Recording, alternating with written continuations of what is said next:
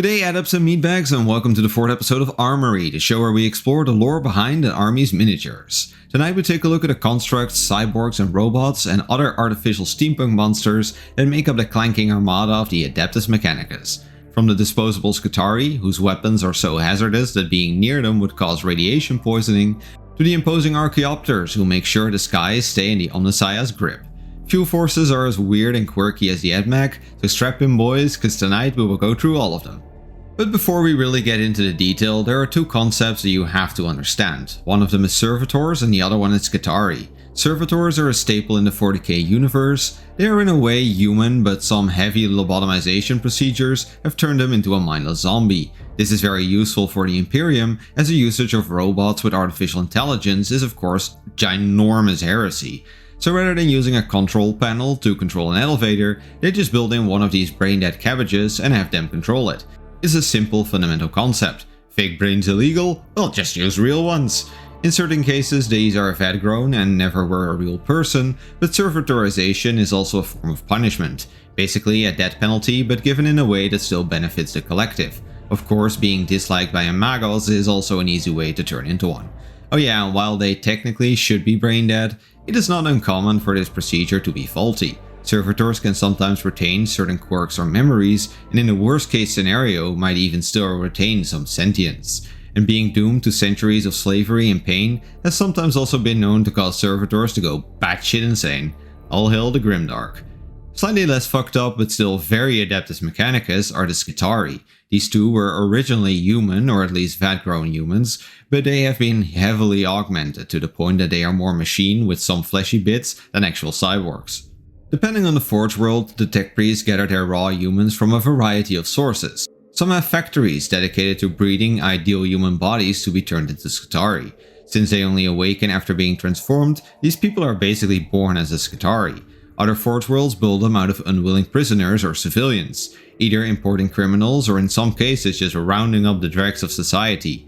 Day of Ascension by Adrian Tchaikovsky is a great book in case you'd like to read more about the latter. Anyways, these people are then augmented to the extreme. Their muscles and organs are replaced and changed with all sorts of weird materials and widgets. Their sensory organs upgraded, and even their brains are partially turned into a computer.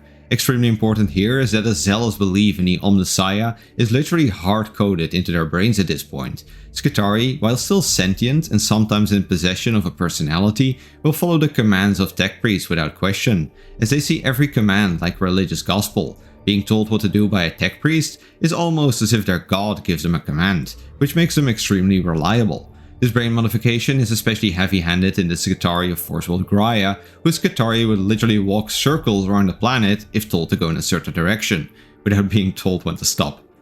So now you know what these two people, things, creatures entail, let's get started with the actual models. Skitarii come in all sorts of shapes and can range from sword-wielding radioactive knights to winged monstrosities armed with a flamethrower. But most well known of these are probably the Skitarii Rangers, whose massive adorable eye lenses have captured the attention of artists worldwide. In open battle, the Rangers fulfill the stereotypical ranged infantry role. Their augmented vision and connection to the noosphere provides them with a hawk-eye view, while their metal limbs provide them with a steady hand. Rangers provide fire support with salvos of lightning shots from their galvanic rifles. Pretty cool actually, these rifles, as they shoot magic bullets that explode in a burst of lightning on impact, utilizing the target's own motive force to combust for maximal damage. Outside of that, Rangers are especially known for their marching and hunting capabilities. All Skitarii built for the role of Ranger have had their legs chopped off and replaced with potent mechanical replacements. These provide them with an impressive amount of stamina, which allows Rangers to easily travel between objectives or to hunt down their target over massive distances. In fact, these cute eye lenses are considered quite a terrifying sight to the enemies of the Mechanicus. You can run as much as you want or try to hide from their sensors as much as you want, but one day you will see a dozen of these orbs slowly marching towards you just before a burst of electricity executes your final moment. The alternative build option results in the Skitarii Vanguard, otherwise known as the Rat Troopers. Originally, these Skitarii were designed to be able to fight in whatever fucked up environment the galaxy was able to throw at them. radiation shielding plates to keep them safe from radiation, enhanced immune systems to protect against infections, or machine-supported organs that could survive lethal poison dosages. A useful trait as even the surface of Mars itself is very unamicable to life.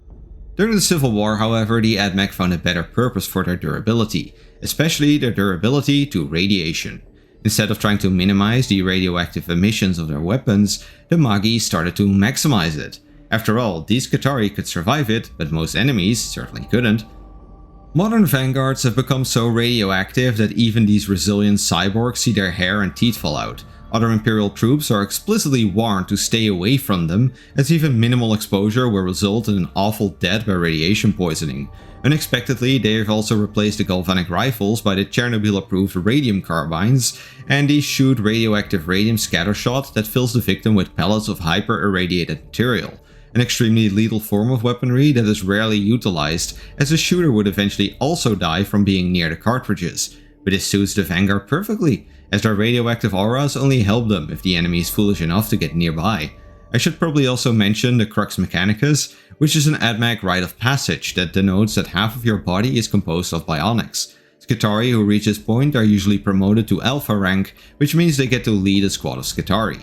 The rank of Alpha Primus is then the rank given to the one who directs the other Alphas. The superior Alpha Sigma Gigachad then is promoted to the rank of Skitarii Marshal. These mechanical warlords have almost entirely been replaced by bionics, and not just your everyday scrap. Oh no, marshals are only selected from the most decorated of veterans. Skitarii who have earned the best and brightest augments as they slowly grind it through the ranks of the Skitarii legions. This makes them the perfect commander. Their heavy augmentation means that they don't need food, don't need rest, and don't suffer from bouts of emotions, while their decades of experience in the crucible of war has provided them with all the best combat tactics. Of course, their brains too have been heavily upgraded, as they have to command extremely large numbers of troops. A task the tech priests are too lazy to burden themselves with, of course. They instead just give the marshal a command and a pat on the back. Fortunately, their cyborg brains are up to the task and can plan hundreds of strategies at the same time.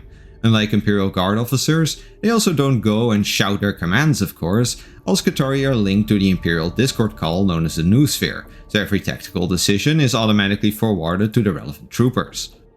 When Skitarii are grievously wounded, tech priests are left with a decision to make. Should the entire creature be scrapped and the salvage be used to make a new one, or can it still be refurbished into something else? Originally, many of these crippled Skitarii were refurbished into Sicarian Ruststalkers. These creatures were quickly rebuilt with some new limbs, equipped with weapons, and then generally used as scrapyard assassins.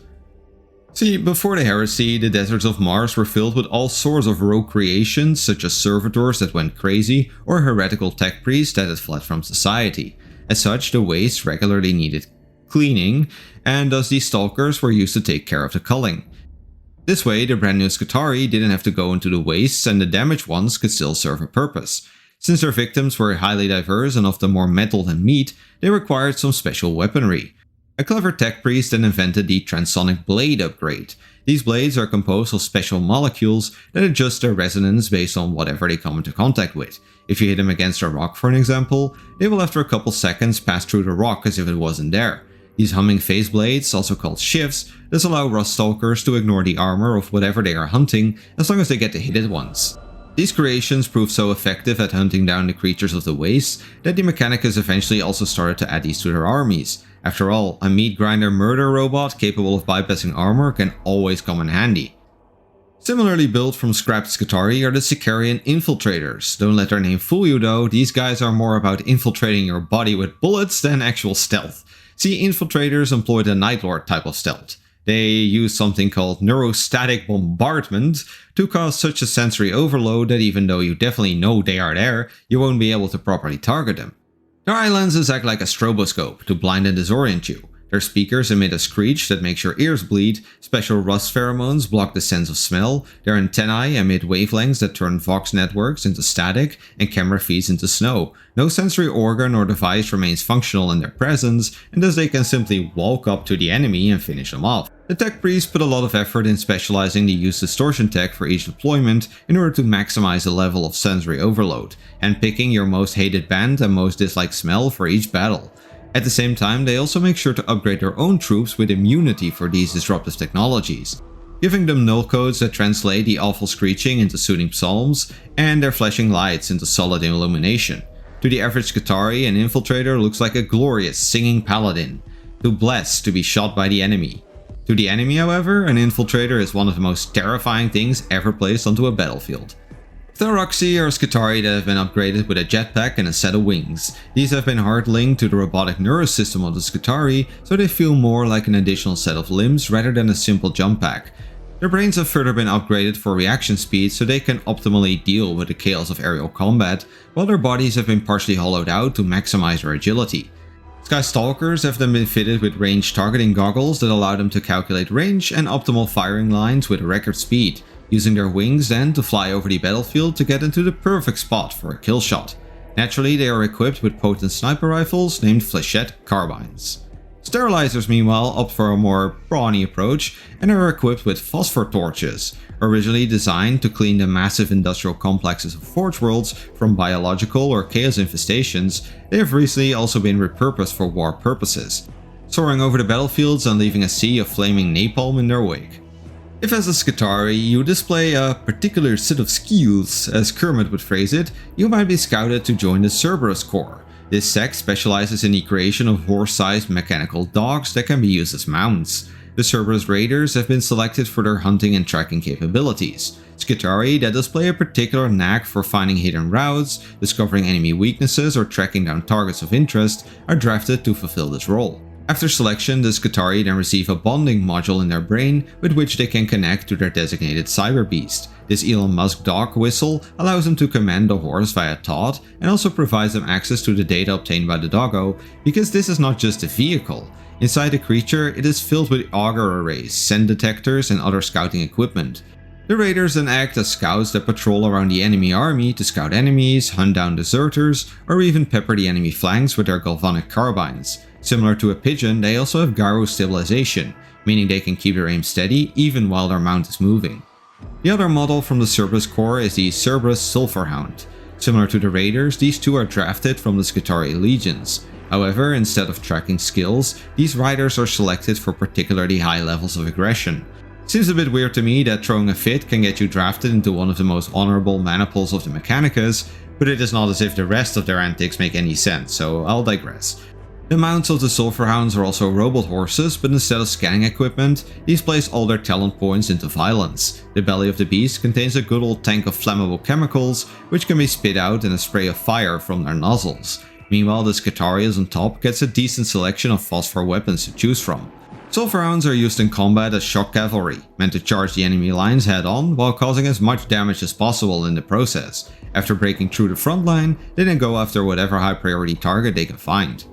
The Ironstrider Belisarius, or Chicken as it is commonly referred to by the community, is the pinnacle of what Adeptus Mechanicus is like. It is a device so advanced that it breaks modern day physics, utilized in a way that is so stupid it breaks modern day sensibility. A couple millennia after the heresy, there was a tech priest by the name of Aldebrak Ving, who inhabited the gloomy region of Sidonia. This area of Mars was surrounded by thick loads of toxic mist that killed everyone who stayed in them for a prolonged period of time. Since none of the existing filters could block it, and since inventing an air filter would be heresy, this formed a major problem for the Sidonians. Of course, you could ask why anyone in their right mind would decide to live there, but the Sidonians weren't planning on moving. So instead, they started to create vehicles with extremely long legs that could carry their riders over the toxic mists. This is where Aldebrak comes in, as he was one of the developers of these walkers. He provided to be a true goat in terms of walker development, as he eventually turned them into perpetual motion devices. His walkers could walk for eternity without the need for any external power input.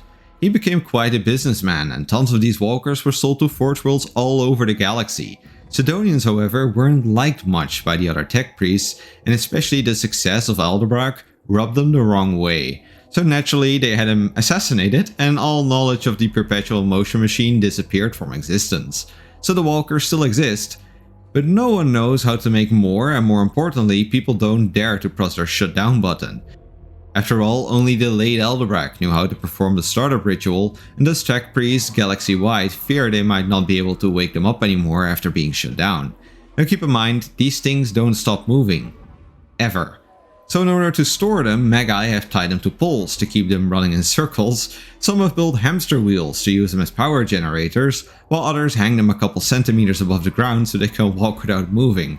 But they get even more stupid. See, the Belisarius are used as the dedicated ranged assassins of the Admech army, which is pretty ironic considering the fate of their inventor.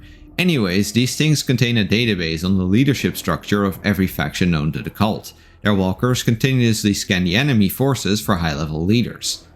Then, when they spot the helmetless space marine, the controlling servitor is rewarded with a pleasing beeping noise and an unhealthy dose of drugs. Like I said, it gets way more stupid. Anyways, after receiving a dose of kush, the walker slowly stalks to a good vantage point, while of course also alerting the other forces of their findings. The specialized Skitarii sniper on top then effortlessly fires at the target with as much precision as an Imperial sniper.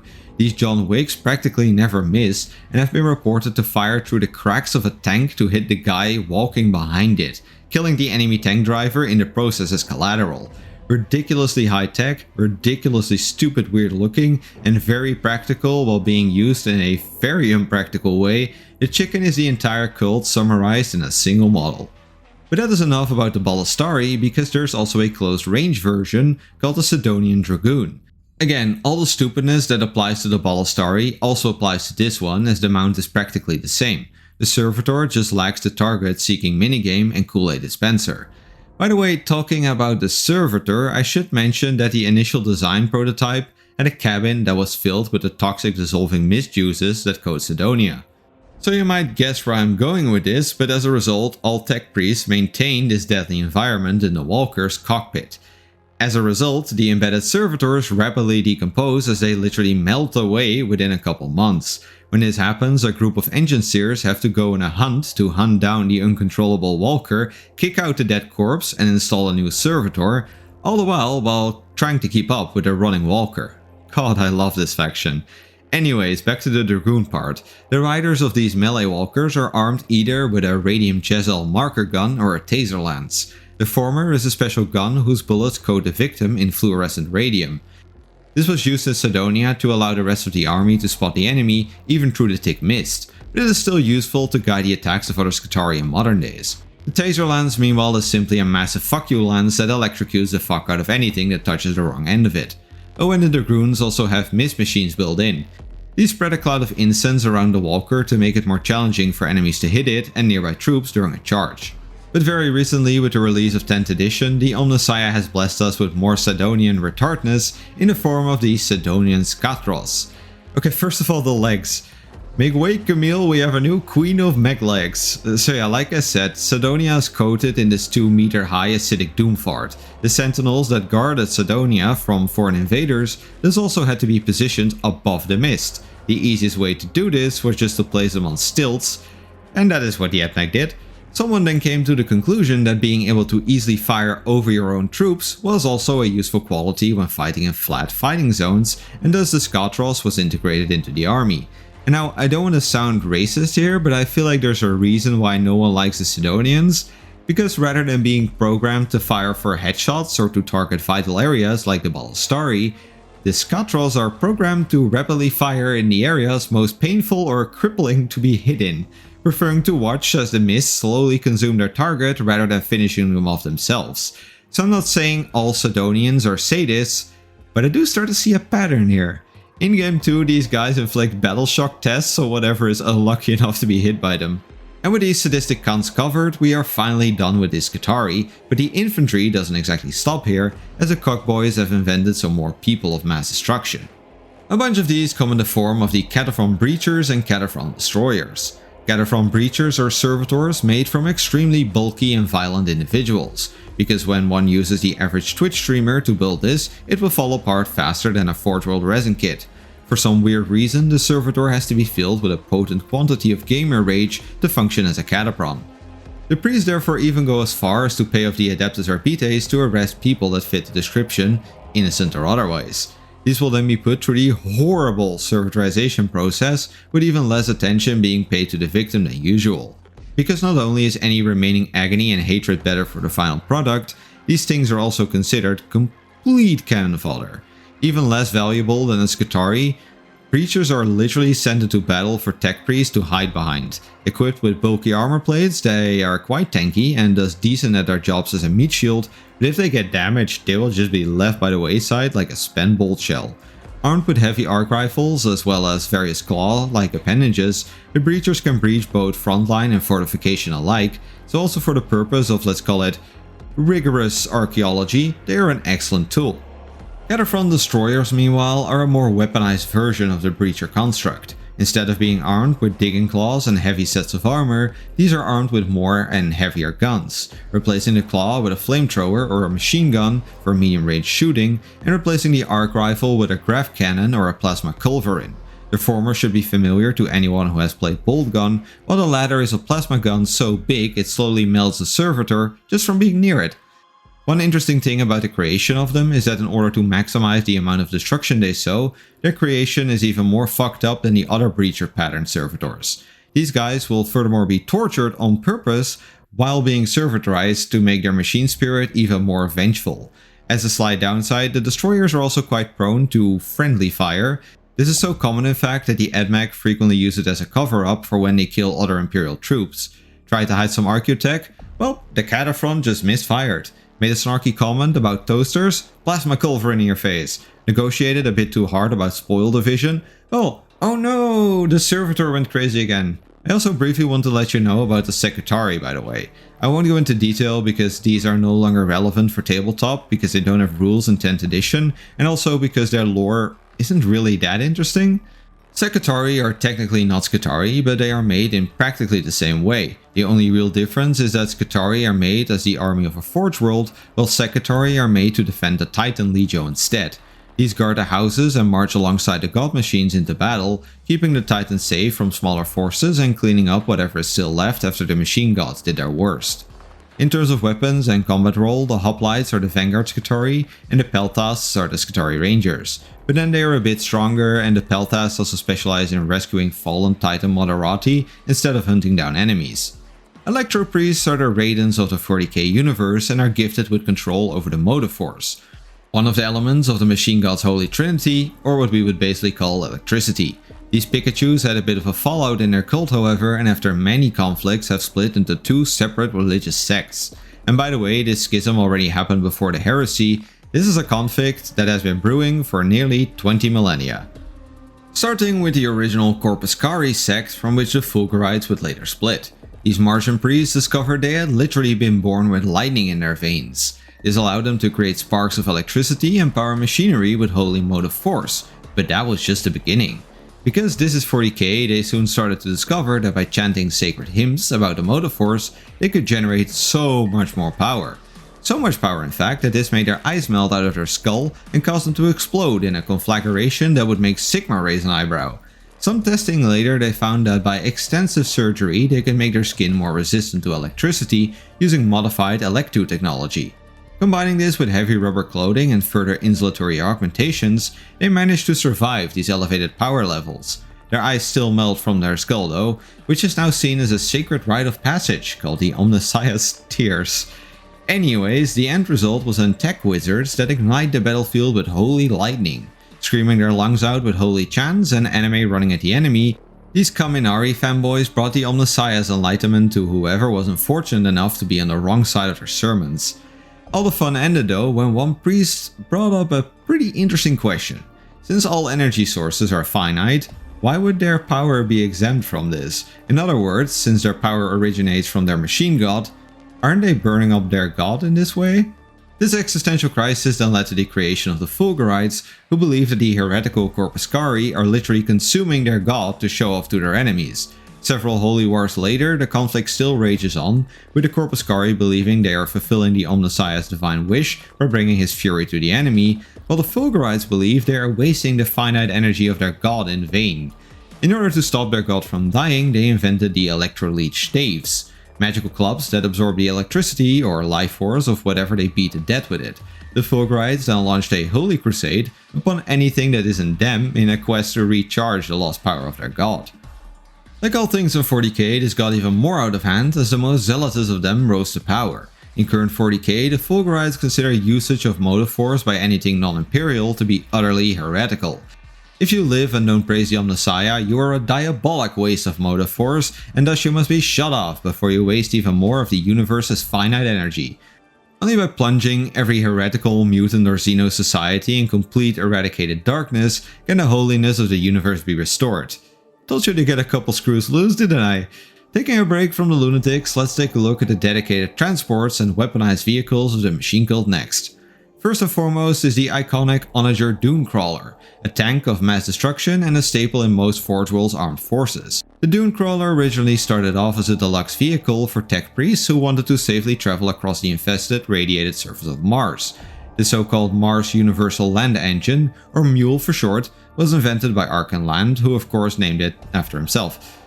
Regardless, this walker became all the rage on the Red Planet and became widespread pretty quickly throughout the Mechanicum. A couple centuries after the heresy, the Mechanicus therefore also decided to weaponize this reliable and durable machine as a tank. The device was upgraded with a force field, equipped with some cannons, and the power supply was upgraded with a miniature fusion reactor. That had one downside though, which is that the inside of the device is really damn radioactive now. And I understand that you might need some elaboration on why that is so screwed up outside of flashback environmental concerns. You see, the driver is not the Skitarii ranger on top. No, that guy was just picked because of his great aim and just fires the guns. Now inside the boiling radiation-filled cube beneath, there is another Skitarii that actually drives the thing. The Admech picked Skitarii Vanguard for this because of their uncanny ability to survive radiation better than servitors, but they still die pretty quickly. No worries though, a million new ones stand ready to replace the old one, and the heavy radiation means the previous owner has mostly melted away anyways. The Skorpius Disintegrator is somewhat the opposite of the Onager Dunecrawler in terms of how common and simple it is. Skorpius pattern vehicles are built around a special device that creates a special highly reactive gas. This design was recovered from the Dark Age of technology, so while they are able to build it, the mechanicus barely understand how to use it, let alone how it works. Regardless, by venting this gas underneath the Skorpius tank, it can glide through the air without having to worry about pesky things like gravity. This doesn't allow it to properly fly, but it does allow the jet-propelled vehicle to move retardedly quick for a tank. Furthermore, it is as silent as an electric car, and because it practically ignores gravity, it can be packed to the brim with heavy weaponry. You don't have to tell a Magus Dominus twice, and thus it is filled with either a Belisarius cannon, which fires the same gas used for floating under high pressure to create explosive gas blobs, or a Ferrimite cannon, which is a fancy way of saying it shoots iron cannonballs. But since these are also propelled by the magic juice, they fly so fast they heat to melting point after firing, upping the devastation inflicted by the massive ball of iron by a heat shock that melts whatever it hits. Since space was left, they also added a couple dozen disruptor missiles on the front and a whole bunch of heavy stubborn machine guns. Being the biggest and fastest vehicle available to the cult, one inventive tech priest turned it into a troop transport. See, one of the blueprints showed a partially finished version of the device without all the guns placed into it yet. This technically means that if you were to build the tank without the top plates and the cannons, it would still be SCC compliant. It might be a bit stupid to build a troop transport without a roof, but at least this allowed the tech priest to build an insanely quick troop transport without being accused of the heretical act of invention. And also it is meant to transport Skitarii, so who really cares if there is some attrition along the way to the front line. Long story short, this led to the creation of the Skorpius Dunerider, really fast troop transports whose hover capabilities allow them to easily skim over trenches and other battlefield modifications. Reaching the enemy, they quickly drop the ramp and the battle-ready Skitarii jump out to connect some folks to the Omnissiah's Wi-Fi. The Pteraxii pattern Termite Assault Drill, or Termite for short, is another Forge World exclusive without rules that I only want to mention because of how awesome it looks. Regardless, since it is Legends now, I'll keep it short. During the Great Crusade, the Imperium came into contact with all sorts of Xenos that naturally had to be exterminated. Some of these, however, lived underground, and outside of blowing up the entire crust, there was no good way to access them. The Admech then invented this thing as a special troop transport for these type of missions. Soon, however, they realized this was also really good as a troop transport in conventional warfare. After all, by approaching from underground, you were relatively safe and no one would see you coming. So yeah, pretty cool, huh? And you can have one for only £100. The Archaeopter forms the final vehicle of the Admech roster and is, to be honest, really simple. It is simply an airplane with actual wings instead of jet engines, basically an ornithopter from Dune. They are operated by Skitarii from the Pteraxii club, as their enhanced aerial awareness and reaction speed can come in clutch while flying through a combat zone.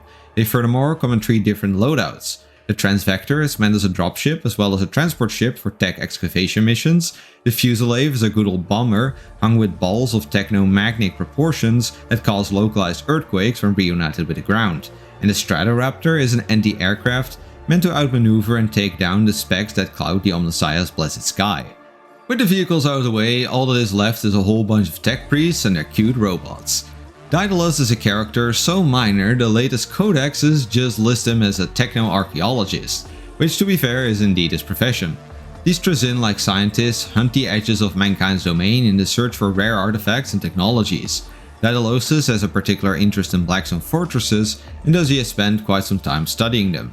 He currently works together with a rogue trader to whom he provides all sorts of insights into forgotten and Xenos technologies found throughout the galaxy.